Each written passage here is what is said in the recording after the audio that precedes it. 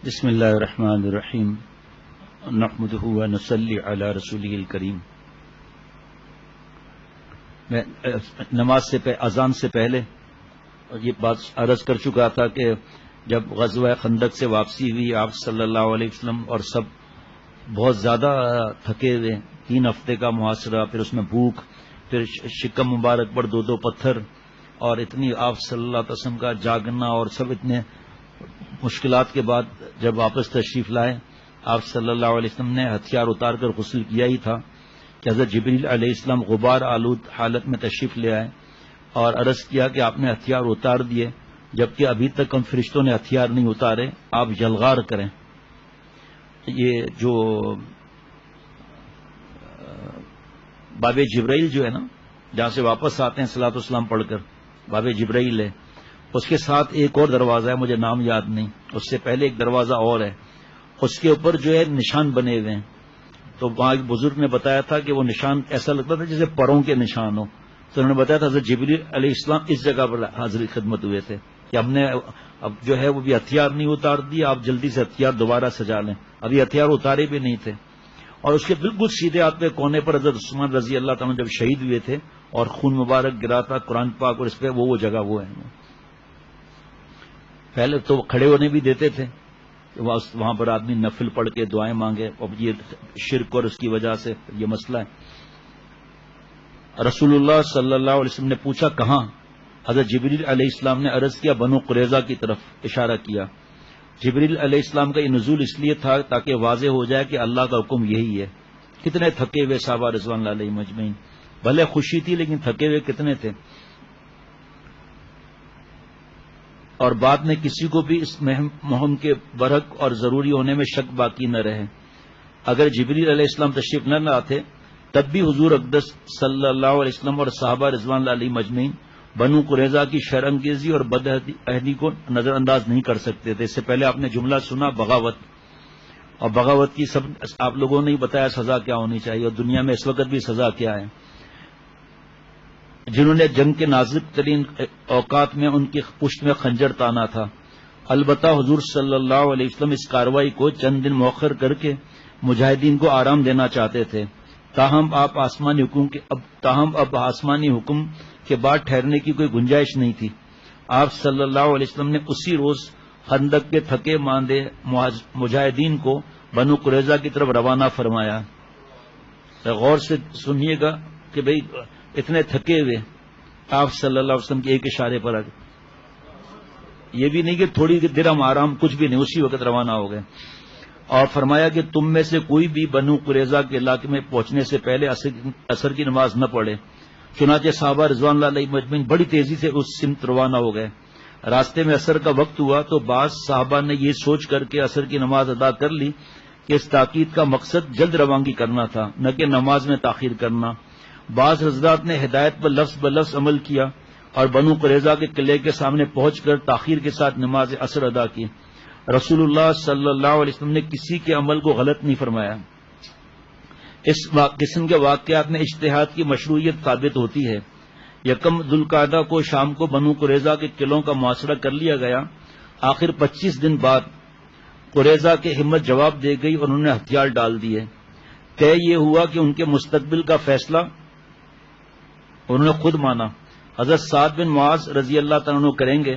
وہ اسلام سے قبل بنو قریظہ کے قریبی دوست رہے تھے، اس لیے نہ صرف بنو قریظہ بلکہ خود انصار کو بھی یہ توقع تھی کہ وہ ماضی کے تعلقات کا لحاظ کرتے ہوئے نرم فیصلہ کریں گے.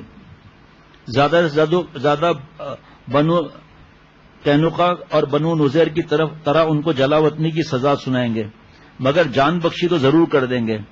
لیکن اس دن حضرت سعد بن معاذ رضی اللہ عنہ کی نگاہ اسلام کے مفاد کے سوا کسی چیز پر مرکوز نہیں تھی. آپ کو یاد ہے کیا دعا کی تھی کہ اللہ مجھے اس وقت تک موت نہ دے جب تک میں اپنے آنکھوں سے دیکھ نہ لوں. جنہوں نے آپ صلی اللہ علیہ وسلم کو اتنا ستایا. وہ ہر رشتہ ناتا بھلا چکے تھے.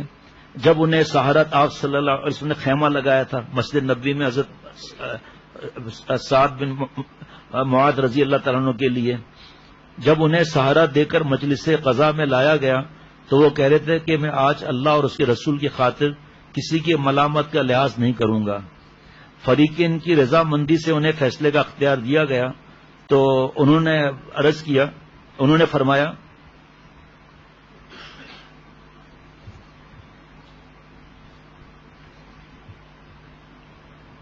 ابو لبابہ بن عبد المنذر رضی اللہ عنہ سے بنی قریظہ کے حلیفانہ تعلقات تھے، اس لیے ان کو یہ امید تھی کہ شاید وہ اس آڑے وقت میں ہماری کوئی مدد کر سکیں۔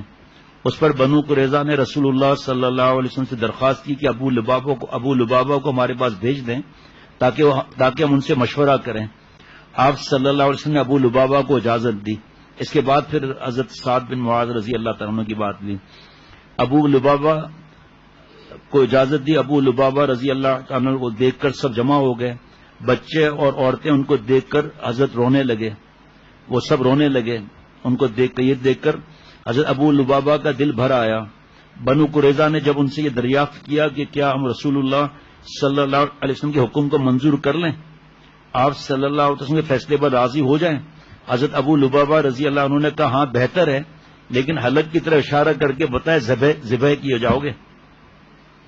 رسول اللہ صلی اللہ علیہ وسلم ارادہ تمہارے قتل کا اشارے سے فرمایا۔ ابو لبابہ اپنی جگہ سے ابھی ہٹے نہ تھے کہ فوراً تنبیہ ہوئی کہ میں نے اللہ تعالیٰ اور اس کے رسول صلی اللہ علیہ وسلم کے ساتھ خیانت کی، اور سیدھے وہاں سے مسجد نبوی میں پہنچے اور اپنے کو ایک ستون سے باندھ دیا اور قسم کھائی کہ جب تک اللہ تعالیٰ میری توبہ قبول نہ فرمائے گا اس وقت تک اس جگہ سے نہ ٹلوں گا۔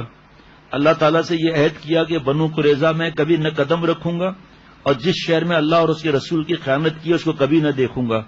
آپ صلی اللہ علیہ وسلم کو جب خبر ہوئی تو ارشاد فرمایا کہ اگر وہ سیدھا میرے پاس آ جاتا تو میں اس کے لیے استغفار کرتا، لیکن جب وہ ایسا کر گزرا ہے تو میں اس کو اپنے ہاتھ سے نہ کھولوں گا جب تک اللہ تعالیٰ اس کی توبہ قبول نہ فرمائے۔ بالآخر مجبور ہو کر بنو قریظہ اس پر آمادہ ہوئے کہ رسول صلی اللہ علیہ وسلم جو حکم دیں وہ ہمیں منظور ہے، اور انہوں نے پھر درخواست کی تو حضرت سعد بن معاذ رضی اللہ تعالیٰ عنہ جب خندق میں زخمی ہوئے تھے تو رسول اللہ صلی اللہ علیہ وسلم نے ان کے لیے مسجد نبوی میں خیمہ لگوا دیا تھا، قریب سے ان کی عیادت کر سکیں، ان کے بلانے کے لیے آدمی بھیجا اور خدمت میں حاضر ہوئے۔ جب وہ اتار کر بٹھا دیے گئے تو آپ صلی اللہ علیہ وسلم نے ارشاد فرمایا کہ ان لوگوں نے اپنا فیصلہ تیرے سپرد کیا ہے۔ سعد رضی اللہ عنہ نے کہا کہ میں اس کی بابت یہ فیصلہ کرتا ہوں کہ ان میں کے لڑنے والے یعنی مرد قتل کیے جائیں۔ سب حیران کہ سوچ نہیں سکتے تھے ایسا فیصلہ ہوگا۔ عورتیں اور بچے اسیری کر کے لونڈی اور غلام بنا لیے جائیں اور ان کا تمام مال و اسباب مسلمانوں میں تقسیم کیا جائے۔ آپ صلی اللہ علیہ وسلم نے فرمایا کہ بے شک تو نے اللہ کے حکم کے مطابق فیصلہ کیا۔ بعد ازاں حضرت سعد رضی اللہ تعالیٰ نے یہ دعا مانگی، اے اللہ تجھ کو خوب معلوم ہے کہ مجھ کو اس سے زیادہ کوئی محبوب چیز نہیں کہ اس قوم سے جہاد کروں جس قوم نے تیرے رسول صلی اللہ علیہ وسلم کو جھٹلایا اور حرم سے اس کو نکالا۔ اے اللہ میں گمان کرتا ہوں کہ تو نے ہمارے ان کے مابین لڑائی کو ختم کر دیا ہے، بس اگر قریش سے ابھی لڑنا باقی ہے تو مجھ کو زندہ رکھ تاکہ تیری راہ میں ان سے جہاد کروں، اور اگر تو نے لڑائی کو ختم کر دیا ہے تو اس زخم کو جاری کر دے اور اس کو میری شہادت کا ذریعہ بنا دے۔ دعا کا ختم کرنا تھا کہ زخم جاری ہو گیا، اسی میں وفات پائی۔ انا للہ و انا الیہ راجعون۔ حضرت جابر رضی اللہ تعالیٰ فرماتے ہیں کہ میں نے رسول اللہ صلی اللہ تعالیٰ علیہ وسلم کو یہ فرماتے ہوئے سنا کہ سعد بن معاذ کی موت سے عرش ہل گیا۔ ایک اور روایت میں کہ آسمان کے تمام دروازے حضرت سعد کے لیے کھول دیے گئے اور آسمان کے فرشتے ان کی روح کے چڑھنے سے مسرور ہوئے۔ فتح الباری جلد نمبر 7 صفحہ 94۔ اور 70,000 فرشتے۔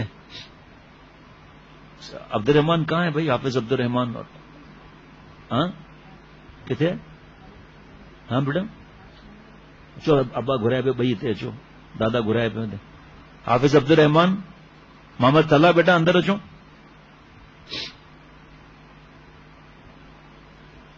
اور 70,000 فرشتے ان کے جنازے میں شریک ہوئے جو اس سے قبل کبھی آسمان سے نازل نہ ہوئے تھے، آسمان سے آئی نہیں تھے۔ چنانچہ انصار میں سے کسی نے اس بارے میں یہ شعر کہا ہے، ہم نے سوائے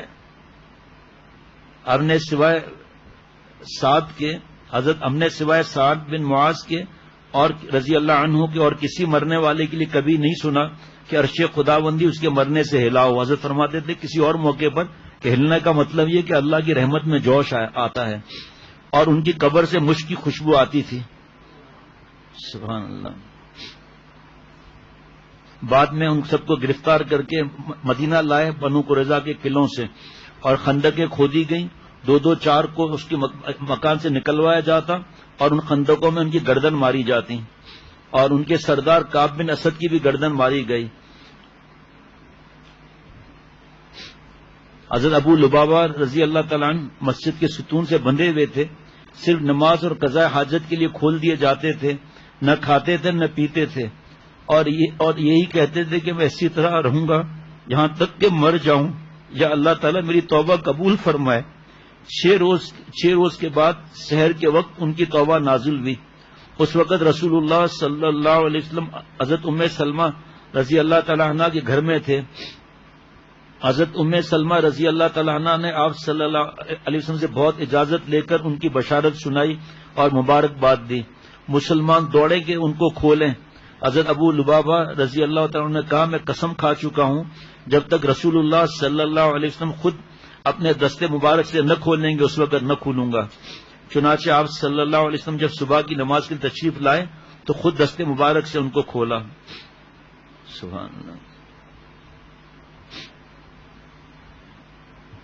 یہ جو کیفیت تھی کہ خدا کی قسم میں نہ کھلوں گا، یہ ایک کیفیت تھی جو اللہ اپنے عاشقوں کو عطا فرماتے ہیں. ٹیشو دینا.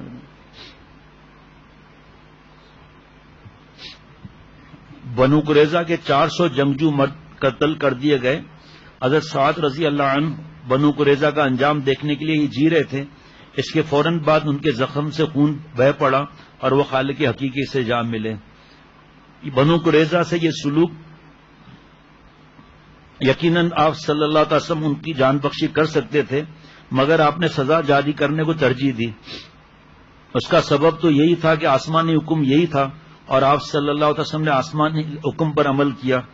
اللہ تعالیٰ نے جس طرح حضرت جبرائیل علیہ السلام کو بھیج کر بنو قریظہ پر حملے کو ایک دن بھی ملتوی نہیں ہونے دیا، اسی طرح ان مجرموں کی سزا بھی آسمان پر یہی طے چکی تھی جو حضرت سعد بن معاذ رضی اللہ عنہ کے زبان پر جاری ہو گئی تھی. دنیا کے سابقہ اور موجودہ قانون کے مطابق بھی باغیوں کو موت کی سزا دی جاتی ہے.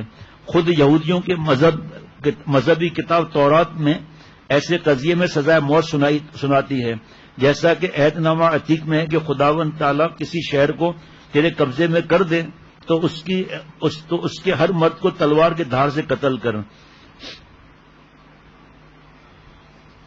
اور کسی کے ذہن میں اگر یہودی تو بنو قینقاع بنو نذیر بھی تھے، مگر آپ صلی اللہ علیہ وسلم نے ان سے ایسا سلوک نہیں کیا.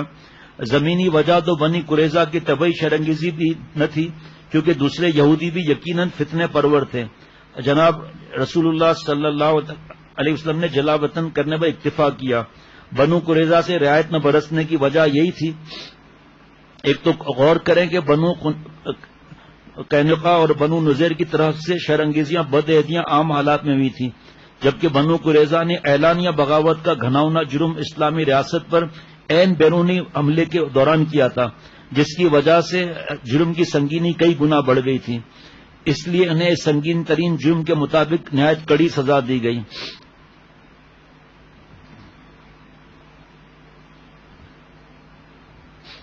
اب یہاں کچھ باتیں ایسی ہیں جو آج کل لوگوں کے ذہن میں ہوتا ہے نا، لیکن اسلامی سزا کے بارے میں ذکر اس لیے کرتا ہوں اس بات کو.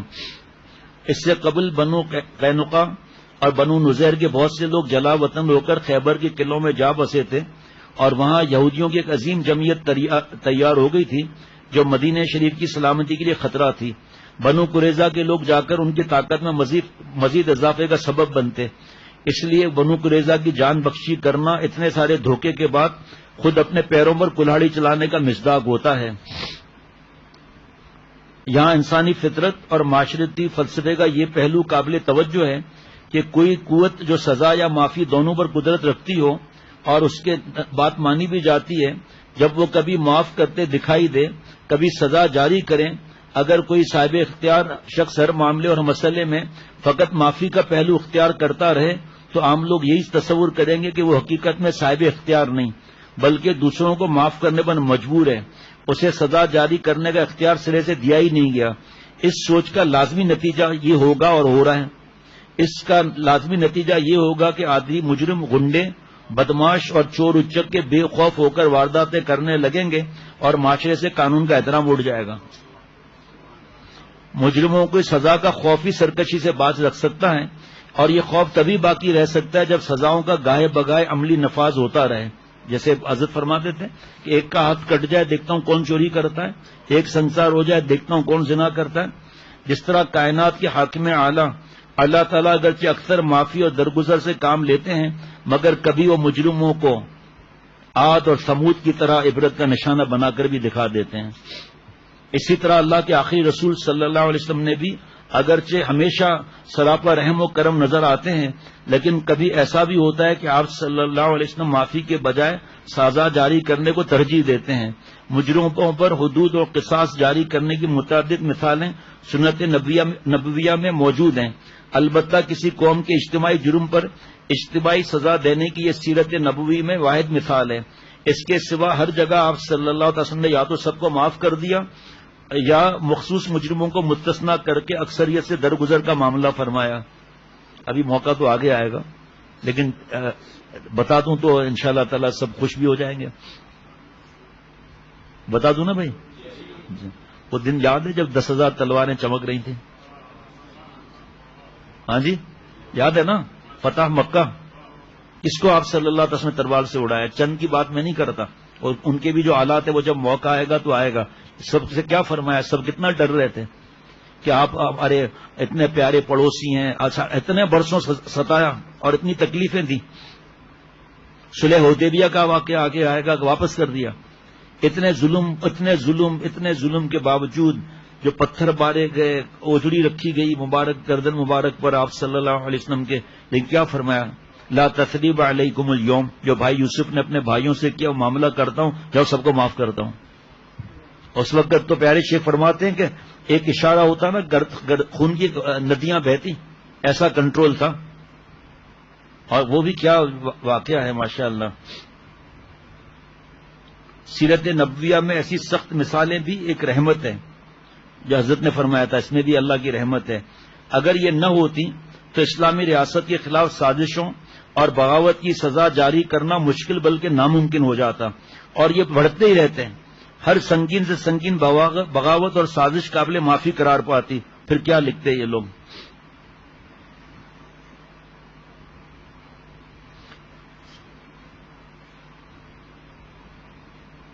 رسول اللہ صلی اللہ علیہ وسلم نے بنو قریظہ سے جو معاملہ فرمایا وہ جنگی سیاست اور عرب کے یہود قبائل کی سازش اور ان کی ایسی طبیعت جو فتنے کے حساب سے مطابق تھا.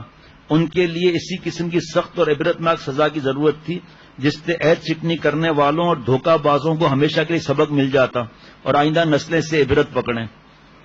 اگر آپ صلی اللہ علیہ وسلم کی بات آدھی مانی جائے تو آپ سمجھ لیں کہ کیا معاملات ہوتے ہیں.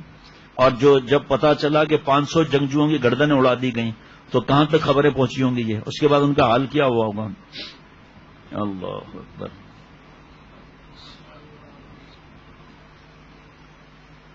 مسلمانوں کو مکہ چھوڑے ہوئے 6 برس ہونے والے تھے اور وہ خانہ کعبہ بیت اللہ کی زیارت کو ترس گئے تھے. خود نبی اکرم صلی اللہ علیہ وسلم کو شدید اشتیاق تھا کہ اللہ کے گھر کا طواف کیا جائے اور مناسک ادا کیے جائیں.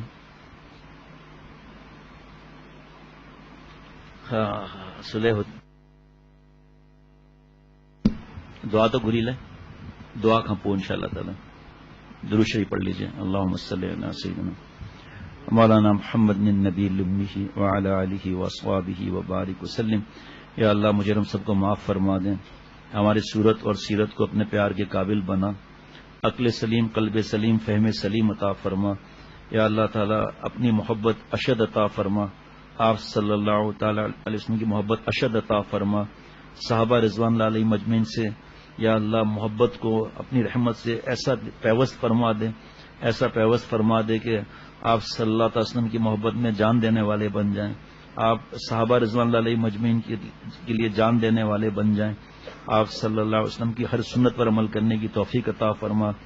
آپ صلی اللہ علیہ وسلم کے صدقے یا اللہ مجھ سمیت امت مسلمہ کی حفاظت فرما. جان مال عزت آبرو ایمان کی حفاظت فرما، عافیت کی بھیک عطا فرما۔ یا اللہ کرونا کا وائرس ہمیشہ کے لیے ختم فرما۔ یا اللہ مسلمانوں کی حفاظت فرما۔ یا اللہ جو بیمار ہیں کرونا کے وائرس میں یا کسی بھی بیماری میں مبتلا ہیں، صحت کاملہ عاجلہ مستمرہ عطا فرما۔ اے رب کریم اپنا قرب خاص عطا فرما۔ اللہ جی مجھ سمیت ہر مسلمانوں کی اس وائرس سے اور ہر چھوٹی بڑی بیماری سے حفاظت فرما، عافیت کے ساتھ رکھیے۔ یا اللہ خوف کی باتیں سننے سے اور پھیلانے سے اور افواہیں پھیلانے سے اور سننے سے بچا۔ یا اللہ اپنی رحمت سے موبائل کی غلامی اور میڈیا کی غلامی سے نکال کر محبوب صلی اللہ علیہ وسلم کی سنتوں پر عمل کرنے کی غلامی نصیب فرما۔ اپنے احکامات پر 100% جان لڑا کر عمل کرنے کی توفیق عطا فرما، سکون چین اطمینان عطا فرما۔ اے رب کریم سچی توبہ کی بھیک عطا فرما۔ میں آپ سے معافی مانگتا ہوں، ہم سب آپ سے معافی مانگتے ہیں کہ ہمیں معاف فرما دیجئے، ہر مسلمان کو معاف فرما دیجئے۔ ایسا ایمان، ایسا یقین، ایسی اپنی محبت، ایسا اپنا پیار عطا فرما، زندگی کی ہر سانس آپ پر فدا کریں، ایک سانس آپ کو ناراض نہ کریں۔ یا اللہ اپنی رحمت سے مجھ سمیت ہر مسلمان کی حفاظت فرما۔ اے اللہ مسلمان ملکوں کی حفاظت فرما، کفرستان میں جتنے مسلمان ہیں اللہ فرشتوں کے ذریعے مدد فرما۔ اے اللہ فرشتوں کے ذریعے مدد فرما۔ یا اللہ مجھ سمیت ہر مسلمان کی رزق میں برکت عطا فرما۔ اے اللہ مجھ سمیت ہر مسلمان کی رزق میں برکت عطا فرما۔ جو لوگ خوف دلاتے ہیں اور آئندہ کا ڈراتے ہیں کہ کھانے پینے کا کیا ہوگا، رزاق آپ ہیں، رگ رگ میں اس بات کو رچا دیجئے، بسا دیجئے۔ یا اللہ اپنی رحمت سے ہم سب کو اللہ والا بنا دیجئے، عافیت سے ساتھ رکھیے۔ صلی اللہ علیہ وسلم وعلی آلہ وصحبہ وسلم۔